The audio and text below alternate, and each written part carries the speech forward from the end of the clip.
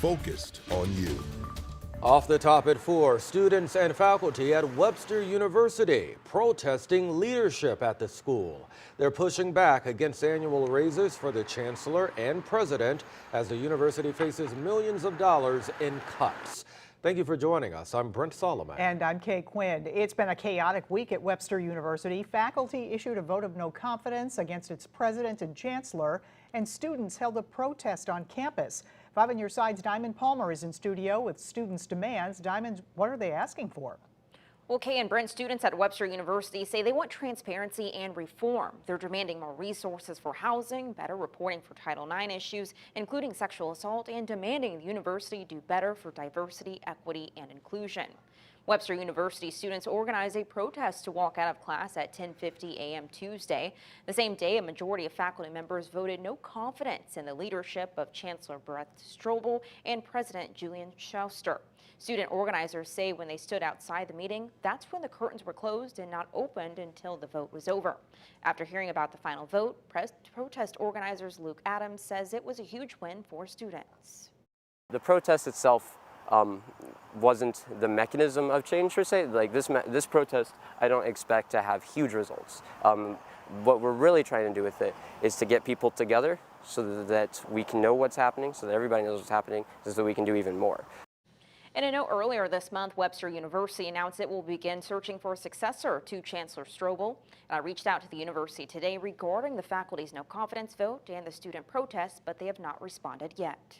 All right, thank you, Diamond. Right now in Wentzville, GM workers are out on their 6th day of picketing. They're fighting for a 32-hour work week, a fully funded pension, and a 40% pay raise. Just hours ago, GM announced it's idled its Fairfax assembly plant in Kansas City, all due to a supply issue caused by the strike in Wentzville. 5 on your side's Holden Kerwicki will report from Wentzville tonight at 5 and 6.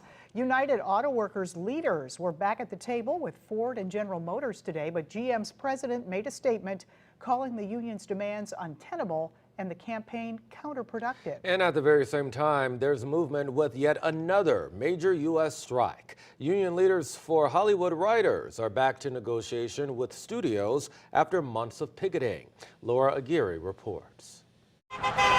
On day 6 of the auto workers' strike, the clock is ticking. No wheels, no deals. The union says more plants will strike if executives at the Big Three don't offer better contracts by noon on Friday. An impasse continues over demands like wage increases, pensions, and a 4-day work week. I have a problem with the approach the union's taking. Let's pay people what they deserve, but let's not be paying for people not to work. I stand with the striking UAW workers. They deserve to share in these record profits that the executives are taking home. The UAW, Ford, and GM are in talks Wednesday, says a source familiar with negotiations, adding the union meets with Stellantis, which owns Chrysler, Jeep, Dodge, and Ram, on Thursday. Union screenwriters, producers, and actors have been picketing for weeks, but talks between writers, producers, and major studios resumed Wednesday. Key sticking points: higher pay, streaming data transparency, and how artificial intelligence is used. I support WGA and SAG as it relates to their existential stress as it relates to streaming and how it's radically changing the business model as it relates to artificial intelligence. I don't want industry, studios to be able to use my likeness in perpetuity. We're striking as a whole because we're a family, and if one artist is struggling, we're all struggling. I'm Laura Aguirre for 5 on Your Side. Closer to home now, a driver has died after their SUV crashed into the Brentwood Promenade Target near I-64. That crash happened around 5:30 this morning. The driver was the only person inside the car at the time. Brentwood police are now working to identify the victim and find out how it happened.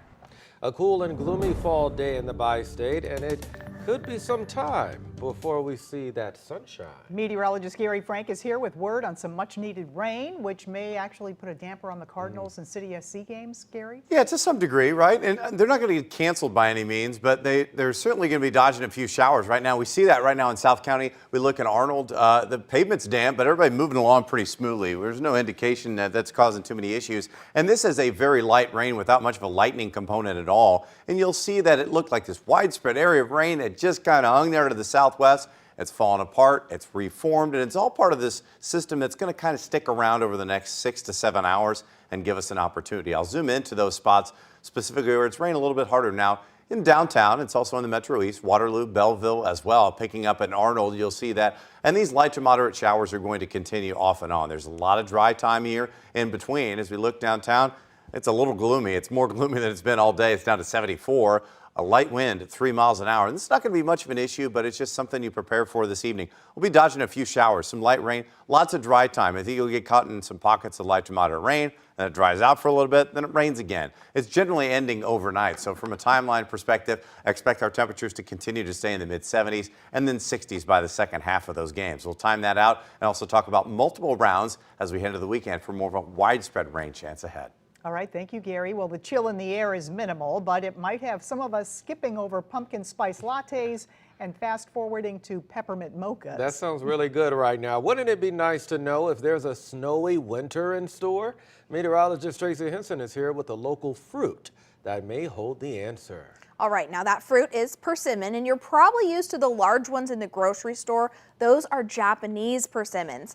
This little guy is a Missouri persimmon. Now they are native to St. Louis and you can find them anywhere. When hunting for persimmons, think big. They grow tall.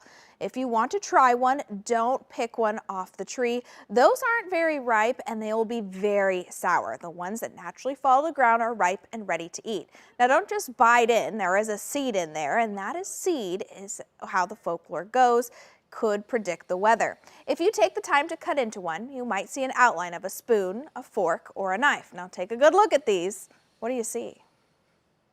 The spoon, you might, it's kind of obvious, is like a shovel. So they say if you see a spoon, it'll be a snowy winter. If you see a knife, it's supposed to represent cutting winds and cold. And if it's a fork, it's supposed to be kind of bountiful, so maybe a warmer winter that's more pleasant.